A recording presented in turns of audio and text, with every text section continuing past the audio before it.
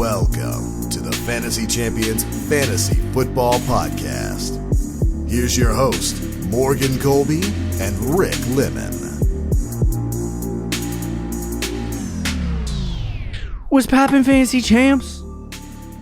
Welcome to a fine Wednesday afternoon, or morning, or whenever you're listening to this. Hey, it might not even be Wednesday. Might be another day of the week. But this is the day we launched it, so I'm going to say Wednesday. Whenever you're listening. So welcome on in. My name is Morgan Colby. I got Rick Lemon with me. As always, what's poppin', Ricardo? What's going on? The NFL season is fast approaching, and I'm very excited about that. It is. On this episode of the Fantasy Champions Fantasy Football Podcast, we have QB/tight end breakouts. So breakout quarterbacks and breakout tight ends. We got the whole gamut of breakouts on this one. I believe we already talked about breakout wide receivers. Is that correct? Did we? Yes. I think so. Yes, we did. Yeah, I think we did. So this will complete the breakouts grouping of episodes that we have. So now you know who we think are going to blow up. Over the next week over the next week or so, we're going to start talking about bust players and guys who you probably should not be drafting at this point. Or maybe guys that are going to bust early part of the season and then you can go out and get them later. But before we do that, which is tomorrow, we're going to talk about this final top breakout quarterbacks and tight ends. Before we do that, check out our website, fantasychampions.com. Follow us on Twitter, at the FFChamps, on Instagram, at the Fantasy Champions, facebook.com/the Fantasy Champs, TikTok, at the FFChamps. Just go to the social media platforms, type the FFChamps or Fantasy Champions in, and you'll find us. If you're listening on Apple Podcasts, Spotify, Stitcher, or any other podcasting platforms, leave a review, share this podcast with your friends. And then if you're watching on YouTube, subscribe. We're almost at 300 subscribers. It would be phantasmal if in the next 4 weeks you got us to 400 would be nice, but 300 subscribers on YouTube before the season starts. And then like and comment down below your breakout quarterback/tight end for the season. Yeah. Dude, if you say Phantasmal, though, or whatever you said. Phantasmal.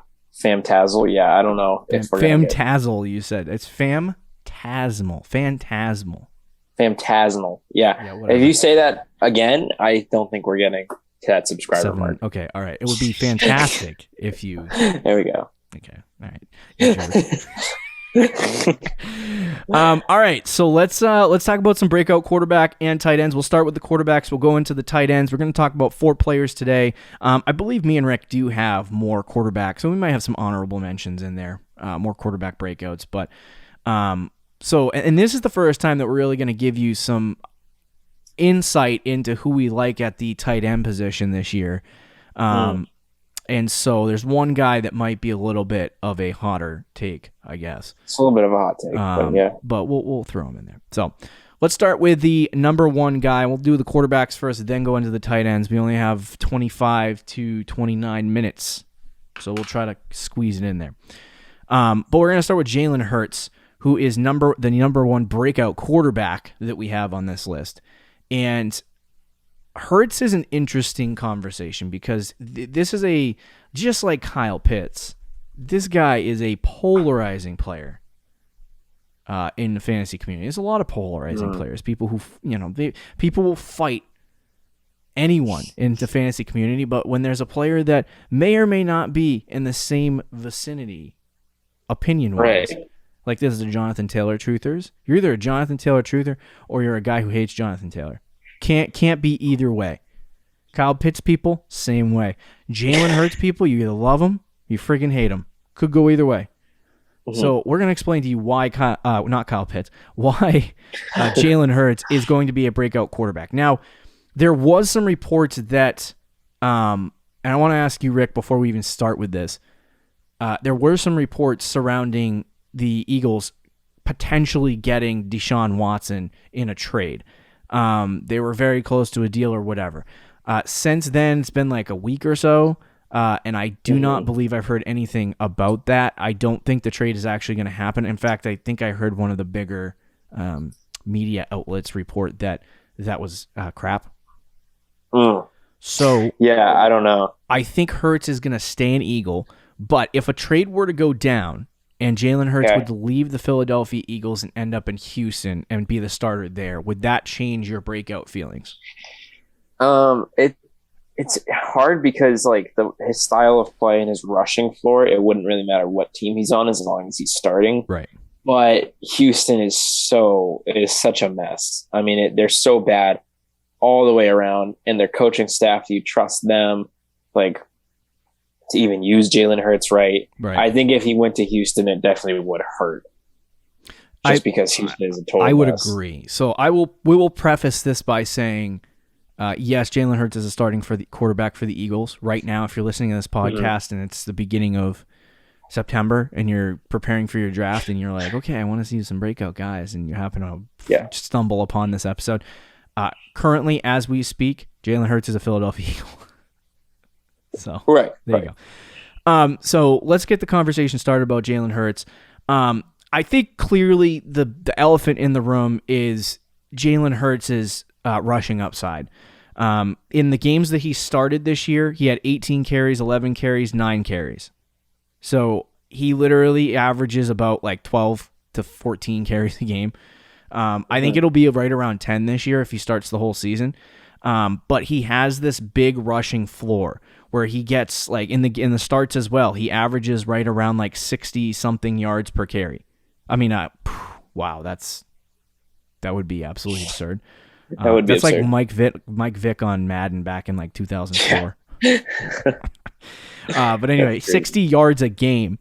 And as you may know, at the quarterback position, if you're a four-point touchdown league, 6 extra points can mean the difference between a really good quarterback performance and a really not so great quarterback performance. And so, like, if he's doing that 6 points a game, all he really needs is a base floor of 15 fantasy points to get him to a point where he's scoring 20 plus a game, which is kind of where I would want my quarterbacks, which is at 20 in a 4-point touchdown league, which is at 20 points per game. As far as the passing metrics are concerned, in the 3 starts that he had, not including Week 17, because Week 17, I don't really know what happened to him. 74% snap percentage, they pulled him from the game. So we're just going to take that one out of there. But he was pacing out to 4,500 passing yards, 27 touchdowns, 11 interceptions. And then he was on pace for 203 rushing attempts and 1,269 rushing yards and 5 rushing touchdowns. So altogether, a total of 32 touchdowns and over 5,700 yards for this kid. So even just the 4,500 yards, 27 touchdowns, that's like a QB 15 performance. Right. And then you add in 1,200 rushing yards, and that puts him probably in the top 5. I'm curious, I'm going to pull this up on Fantasy Pros unless you already did it, but through weeks I did. 14 through 16. I'll let you. Yeah, he was QB3. QB3. Yikes. Mm-hmm. So Jalen Hurts has this really large upside. And when you're talking about quarterbacks, where is he going? 9th round? Yeah, he's going late. So when you talk about quarterbacks in the 9th, 10th, 11th round with upside to be top 5 quarterbacks, I really like that. Now, 9th round is a little bit, this is like the year Patrick Mahomes broke out. We all really weren't sure what we were going to get, and Mahomes was going in the 9th round. And I'm not saying this is going to be a similar situation to Jalen Hurts, because it most likely won't be, is what my guess would be. But the point is that sometimes you have this 9th round quarterback that looks a little bit more risky on paper. You're not really sure if he can do this big time performance that you saw over the course of these 3 games for a full season. Yep. But he's still worth the value of drafting him. So as a 9th round pick, I always gravitate towards rushing upside, and according to these numbers too, over that course of time, he averaged 79 rushing yards a game, not 60. So that is about 8 fantasy points per game that you can get as a base floor. And if he is even remotely decent at passing the football, he could average 25 a game at the quarterback position. So I like his upside. I think he has a really good shot of being a top 6 to 7 quarterback in fantasy football, possibly top 5 if the passing ends up being as good as we think it's going to be. But I'm excited to see what Jalen Hurts does this year, and I definitely think he's going to be a QB1.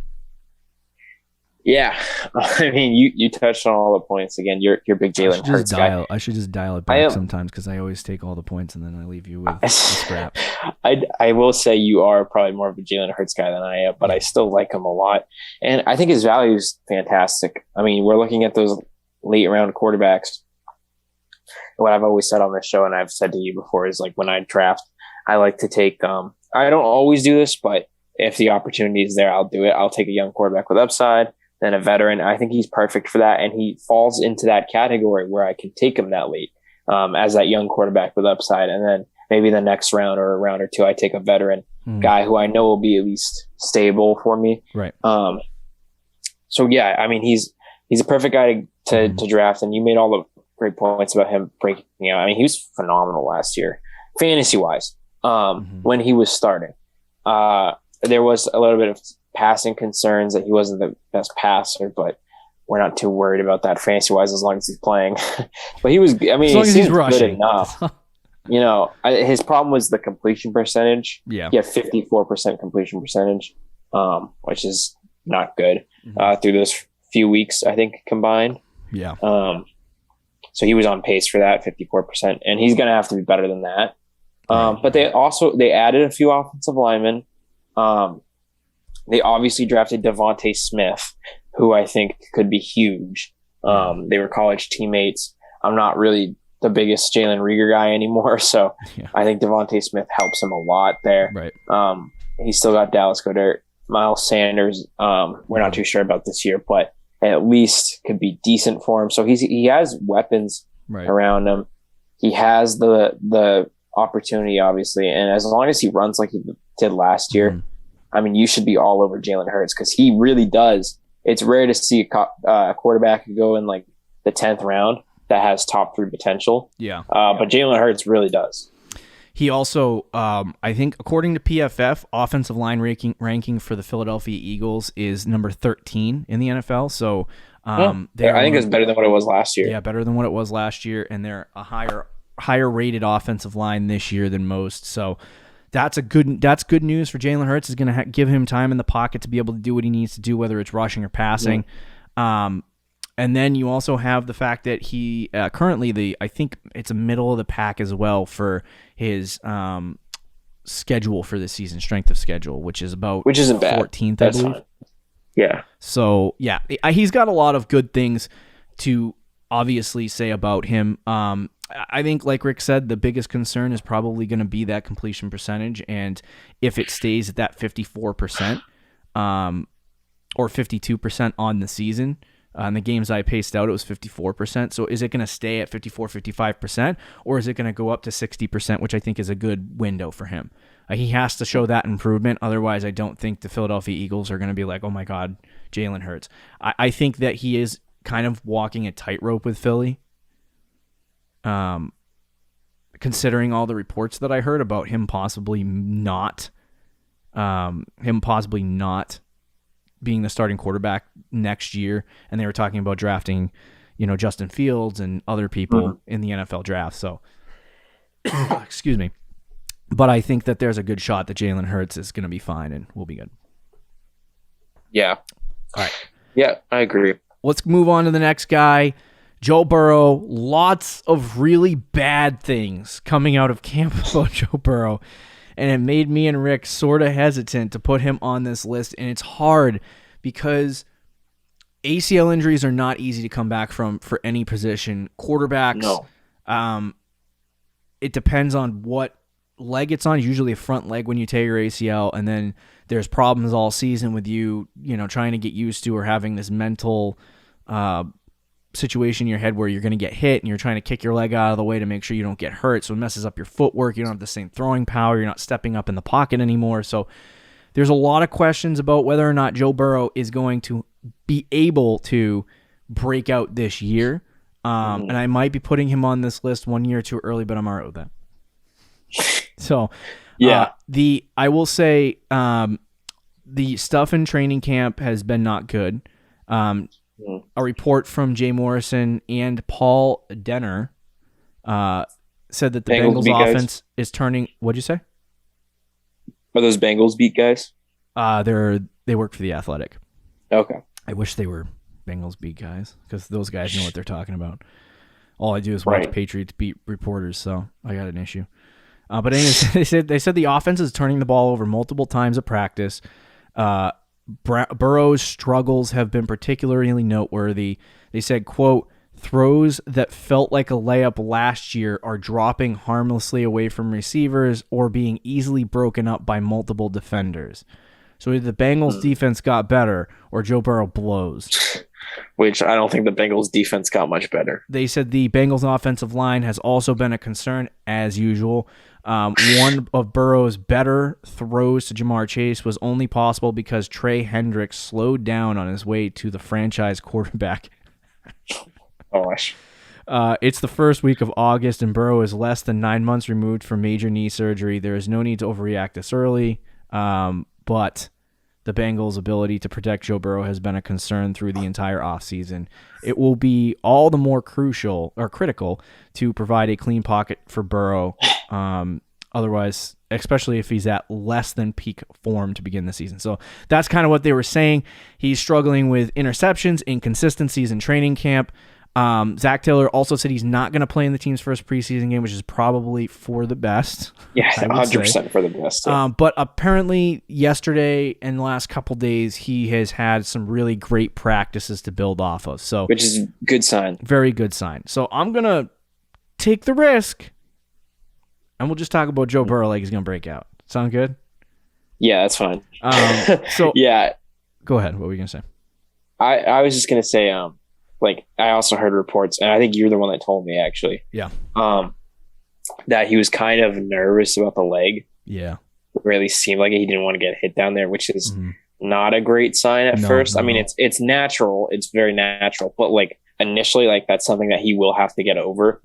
Like, it's a mental thing. So until he does with that will be a concern for him. But, yeah, man, I mean, Burrow, we saw enough last year from him through like 2 weeks, and we were like, okay, he's going to be a great quarterback. Yeah. He was on pace last year through 10 games to throw for 4,400 yards, 21 touchdowns, 9 interceptions. He had 65% completion percentage, 5 rushing touchdowns, like all these great things for a rookie. I think he was only QB 15 in that stretch, but that's only because he only had 12 passing touchdowns, which wasn't a lot. But you add like Jamar Chase obviously to that offense, and it's a major upgrade. So that number could go up. It's also year 2 for him. The offensive line did get better. It's just a matter of they went from dead last in the NFL to like what? Probably like 29, 28. Let me look it up. Okay, so yeah, right I now, mean, it's talking about offensive still line, right? 5. Yep. Okay. Hold on. All right, so they moved up a little bit. Yeah, because I think they were dead last season. Cincinnati is 25. There you go. Still bottom 10. Okay. Still bottom 10, but it's much better than 32, right? That's 7 spots up. So that is fair, my friend. So there is improvements there, and maybe that could be the difference they need from going from 32 to 25 with that offensive line. Just be a little better. Just give them a half second, Just give them a little bit more time. But he also has Joe Mixon back and fully healthy. So I think there's a lot of things to like about Burrow. That offense, I think, if everyone's healthy and they're clicking, it could be like the Cowboys of the AFC. Like they could really be an electric offense. They have a lot of really great offensive weapons, and I think exactly in the past we've talked about breakout quarterbacks. Not similar to like a Jalen Hurts. Like when we were talking about Lamar Jackson, we weren't talking about his weapons. We were talking about his rushing upside. Yep. Right when we said he was going to break out. Yep. It's the same thing with Jalen Hurts. Like you see him in that same conversation. Joe Burrow is a different conversation because he provides a decent like rushing floor. And I think it's roughly like, I want to say 1.5 to 2 fantasy points a game that he provides as a rushing floor. And he also had 5 rushing touchdowns if he paced out the season to a full 16, which I'll get to those numbers in a second. But for him, I think it's going to be the offensive weapons around him, right? If Patrick Mahomes got dropped into a situation like Detroit when he first started playing, I feel like it would be a lot harder for him to have success considering that, or let's say Houston. Houston's probably a better example. There's no offensive weapons there. The offensive line really isn't that great. And there's problems there. And so it's like for a rookie to develop in a bad offensive system, it's really hard. And a bad, with a guy's with an offense that doesn't have a lot of talent. So for Joe Burrow, this offense is loaded with talent. Like, you have Joe Mixon, like Rick said. You have T. Higgins, Tyler Boyd, Jamar Chase, and your offensive line is not the worst in the NFL anymore. It's just top 10 worst. Yeah. So it's like you have Joe Burrow, who's a really talented quarterback. I think that offense is going to be good. Hopefully the offensive line can make some sizable improvements. Some of those first round picks they got on that offensive line, they can start to improve and be better offensive linemen than they've been in the past. And I think you'll end up seeing Joe Burrow benefit from that because of the weapons. I remember when we all went loopy over Baker Mayfield getting all these weapons and he was going to be a top 10 quarterback, right? Yeah. That obviously wasn't the case, but why can't we do that with Joe Burrow when he is probably a significantly more talented quarterback than Baker Mayfield? We got a lot of hate for that one. Yeah. I mean, it's true, though. Am I wrong? I wouldn't use the word significantly, but okay. I do think Burrow is a little more talented than me. But if I had, so when you look at the paced out numbers in his rookie season, though, he was not too far off from what Justin Herbert was doing. He was pacing out to 4,300 passing yards, 21 touchdowns, 8 interceptions. He had 59 rush attempts on the season and 227 rushing yards on 5 touchdowns. So he had 26 total touchdowns and 4,500 total yards, and I think those are good numbers for Joe Burrow, and it's enough for him to build on going into 2022, right. Or 2021, I should say. And we'll see what he can do. I do think that ACL is going to be a concern, and we'll see how it affects him. You got to watch that situation. Like, watch the preseason game. Make sure he's good, because he might very well come off this list for Tua Tagovailoa. He's not going to play in this preseason week, like you said, but he hopefully will play at some point. But just keep an eye on the situation. We have a substitute. We have a substitute. We do have a substitute, Tua, if you want to know what it is. We're not going to go into that. But let's move on to the tight ends. We don't have any time to talk about tight ends, so 2 minutes each on each player. Okay. I don't have a lot to say about the first one, so. Okay. So Dallas Goddard is the first guy on the list. I don't know. I'm indifferent on Dallas Goddard, to be honest with you. I really like him, but I think that there is he's clearly going to be the Eagles' number one, and I hate to put another Eagle on this list. My word. Okay. But it feels like at this point they're moving away from Zach Ertz and to Dallas Goddard.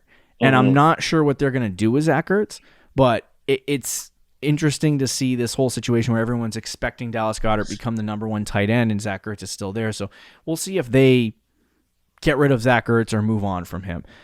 You look at the offensive weapons in the Eagles system, and I've said this before, like, you have to be a top 2, maybe top 3 option in the offense in order to do that. I think right now the Eagles are Jalen Reagor is probably behind Dallas Goddard at this point. So I would say Devonte Smith and Dallas Goddard. And Dallas Goddard might be number 1. Mm-hmm. So to me, I look at Goddard and I think, even though he's at a pricey ADP in the 7th and 8th round, but I feel really good with Dallas Goddard having a breakout season, because I think that the target share is going to be there for him, and I think that you're going to see a similar, like, I think we projected like Waller have a breakout and he ended up in the top 5, and then the following season he went out and had, a top 2 or 3 performance last year. Yep. And so I think you're going to see that ascension for Dallas Goddard in the next year to 2 years, where he's going to end up in that conversation like Zach Ertz was 2 years ago in this big 3. Right. So I really like Dallas Goddard. Yeah, I think that's fair. He's a good player. I'm definitely a little more down on him. Yeah, but it's not really his fault. Like, I think he is a good player. I like the fact that Zach Ertz is kind of out of the picture now. He's probably, to start the year, going to be the number 1 target in that offense. I think maybe Devonte Smith eventually overtakes him. He will eventually. It's just a matter of when. Yeah. And Jalen Reagor is still there. So those 3 guys will really be the top guys. But at first, he's probably the top option for that team. So that's good. And the Eagles, even with Jalen Hurts, threw the ball a decent amount last year. So he has that going for him. At his spot, like a lot of tight ends are kind of just like, eh. So with his upside, I think he's probably the best guy to take in that range, with that kind of breakout potential. I like Goddard. I believe in the talent, and I think a lot of times when you're stuck between who to take and like, is this guy going to break out? I think it's a good tiebreaker to be like, okay, do you believe in the player? And I believe in Dallas Goddard. So right. I also think 7th, 8th round is still too early for me to draft a tight end. So I don't know how many leagues I'm going to end up getting him in. Yeah. But I definitely think he's going to go from being, I think right now he's like the 10th tight end off the board or something like that to, maybe top 5 this year in terms of what he's going to do. So I think he's definitely going to have a breakout season, end up being a really good tight end. And he's got good options. The second guy that we have is Adam Trotman. This is an interesting one because I'm not saying Adam Trotman has this absurd upside. Yeah, I'm not saying he's top 5 tight end. Yeah, right? We're not saying he's going to be top 5 tight end. But right now, according to Fantasy Pros, his ADP is 192 overall. Yeah. Yep. That's like undrafted, basically. In Sleeper, he's not going undrafted. He's going in like the 13th round. But these are the guys that I like to target later in the draft that we're going to try to build upon for the season. Like I've done this with last year. I did it with Hawk. The year before I did it with Waller. The year before I did it with I don't even remember who it was the year before. But or Kittle, I think, broke out the year before that. And so it's like you see these guys get drafted later in the draft, and they have this breakout season. Now for the Saints, we go on this whole where is he on the target list for this offense? Where are they looking? And Kamara is probably their best weapon and their best receiver at this point.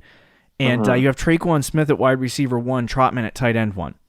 And so I feel like it's really hard for him not to be in the top 2 conversation, because I don't think the second wide receiver is going to be all that much of a massive threat to that situation. And the other thing that I wanted to add to this conversation was that last year you had Jared Cook. He ended up as the tight end 17 on the season, but there was a stretch of time that he was like top 10 or something like that. Yeah. So he missed a few games. I think that you're going to see a high, like I think Jared Cook had 108 fantasy points. I think you're going to see him right around like 140, Adam Trotman, possibly in his breakout. He'll be somewhere between 120 and 140, I think. Yeah. But I think Oh, go ahead. No, I'm good. Go ahead. Okay. I think he finishes like the Zoom calls, man. The pause on the Zoom. I literally start talking, and then you like start talking at the exact same time. Freaking drives me crazy. I know. It's tough. But I think Trotman's ranked like tight end like 19, 18. Yeah. I've seen him be like the tight end 20 off boards. And this is what I'm saying with a breakout. I think he could be like a top 12 tight end. Yeah. This year. And Michael Thomas is out the first 5 weeks. I think, as you said, Traquan Smith is probably – Kamara is obviously the number 1 guy, but when it comes to the guy who's going to be second in targets in those first few weeks, Traquan Smith is his highest competition. And I think he's capable of at least getting the same amount as targets as Traquan Smith, if not getting more. Like he can compete with a guy like Traquan Smith. Right. And if Winston's a starter, he's obviously going to sling it. But even if it's Taysom Hill, in the games that he started, the team threw the ball 16 times the first time, so it wasn't a lot. Actually, it was 23-16, but then 37. 37-38. I think did he start 4 games, or was it 3? I can't remember. I think it was 4. If it was the 4, so 2 games where he threw 37 and 38 times. So if he throws the ball that many times, Trotman's going to get targets. Yeah. And if you look at the Saints just last year with Drew Brees and Taysom Hill, so 2 guys that really didn't throw the ball down the field much, they still threw the ball a decent amount. 31, 38, 36, 25, 48, 37, 41, 35, 23, 23, 16, 37, 38, 34, 28, 32. So pretty much consistently around 30 or over 30 times they threw the ball, only a couple times underneath 30. So if Winston's there throwing the ball 30 plus times and just slinging it, like Trotman's going to get some work. Yeah, definitely. They drafted him in the 3rd round, so the draft capital in the 2020 draft that they put on Adam Trotman was pretty high. Wasn't he like the 3rd tight end? second or third tight end Yeah, I off think the it was board. a second or third tight end off the Cole board. Kmet I know was first. I don't know who was after him though. It might have been Trotman. Yeah, he was in that range at least. Yeah, so I mean, I think for me, this is obviously a more risky conversation with Trotman. Oh, absolutely. For But us, it is, for but us it isn't. saying breakouts. But when you're talking Right. about a guy in the 15th round, He's exactly. You're spending your last round pick on him. It's not really risk. right? And Just so go. that's where I'm like, if you're between rounds 13 and 15, excuse me, sneezing. Right. If he's between rounds Bless you. 13 and 15, I would say that you grab him and then hope he breaks out. You know what I mean? And it's like, you don't have to start him week one. You really don't. You can go out and stream a guy that you have more faith in week one. And then if Trotman goes out and has a freaking bomb week one and he just gets 10 targets and 7 catches and you're like, what the crap happened here? That could be something that goes into it. So I think the value that you're getting back from Trotman is he's probably going to exceed that. I'm curious to see how much target share they do end up sending his way. This is what, like I said, more risky for me and Rick to put him on the list because there's other guys that people will put on there, like Irv Smith Jr., which I continually don't understand. It's because the hype from before the coaching staff of the Vikings Hey, I started got him talking. actually, I think I traded him in a dynasty league. Frick me. Yeah, I mean, Trotman's definitely risky for us, but at the same time, is it really? We're telling you he's where he's ranked by other people. All we're saying is he is valued right now so low with someone who could very possibly finish as a tight end one. Right. Low tight end one, but possible. Are there any other, as we finish the show, are there any other tight ends that you wanted to mention as possible breakouts? Yeah, I know before the show we did talk about Cole Kmet a little bit. I think he's someone who you could look out for. Yeah. But Jimmy Graham is still there. There's the Darryl Mooney, Allen Robinson, Darnell Mooney. Three Cohen, Darnell. What did I say? Daryl. Oh, Darryl Every time Mooney. you say Darnell Mooney's name, you say Daryl Mooney. That's great. I don't know why. Yeah, so he has a lot of competition. Yeah. So Kmet might be a breakout next year. But he's someone who you should keep your eye on at least for this year. Yeah, I mean, I think for me too, I've kind of been, at first, I was off the New England tight ends, and the more I watch Patriots training camp and the more I see what's going on there, they are the two main targets in the offense. Joining the train. Say it again. Joining the train. Let's go. Yeah. I like Jonnu and Hunter Henry, but I'm not sure if I can take the leap yet. Fair. On those guys, just because I don't know. Honestly, I don't know how much target share is going to be there. And the other thing is there needs to be touchdown upside. Correct. So, and that's my concern too with Trotman. Those are kind of like two very important things. Right, exactly. So yeah, as far as breakouts, I mean, this year there really isn't, outside of Trotman, Kmet, Irv Smith. I don't see any tight ends that I can look at and go a definitive, like have a conversation and be like, oh, this guy is a definitive breakout tight end this year. I mean, last year, I believe TJ Hawkinson, Noah Fant, and Mike Gesicki and Dallas Goddard, all like four of those guys were outside like the top 10 in ranking wise for tight ends. And we liked all four of those guys. So there isn't quite that level, like you said, this year. I do think I like the New England tight ends. I think one of them will be good. I don't know if both of them will fantasy wise. Yeah. And I've said Hunter Henry, you've said Johnny, but it really could go either. Like the more I've watched, Johnny looks insane. So like it could very easily be Johnny. And honestly, if Mac plays, it could be very similar to a Gronk, Aaron Hernandez situation. Then maybe both guys, but Mac would have to play and play well. No, I 100% agree with that. Because they don't have any other target share in New England, and those are the only other two guys that like stand out to me as far as. And Hunter Henry's already broke out, so we can't even talk about him as a breakout. So it's really Jonnu. Correct. And even Jonnu was like tight end 2 through the first like 10 weeks last year. Yeah. So I mean, I don't know where he finished. There is a plethora of guys. A lot of the guys too that you would talk about as possible breakouts. Like some people are putting Hawkinson, even though I would say he probably already broke out. Yeah. Would you consider like Robert Tanyan? Tanyan was already kind of good. He was like tight end 4 last year. Yeah, I mean, you could throw Font on that list again, but I'm not excited about Denver. So yeah, it's just not a lot of options here. There's not a lot of options at the tight end position for breakouts. So yeah, those are the guys that we got for you. If you like them, you hate them. I don't know, but quarterbacks are a lot easier. Oh, definitely. I started grouping these quarterback and tight end shows together because I'm so tired of talking about quarterbacks and tight ends separately. I'd rather sit here and discuss the just do it in one show of life, the running backs and the wide receivers. So thank you for listening to the show. Tomorrow we got top running back busts. We'll see you then. See you guys later. Thank you for listening to the Fantasy Champions Podcast. Make sure you subscribe on iTunes and YouTube and follow us on Twitter @TheFFChamps.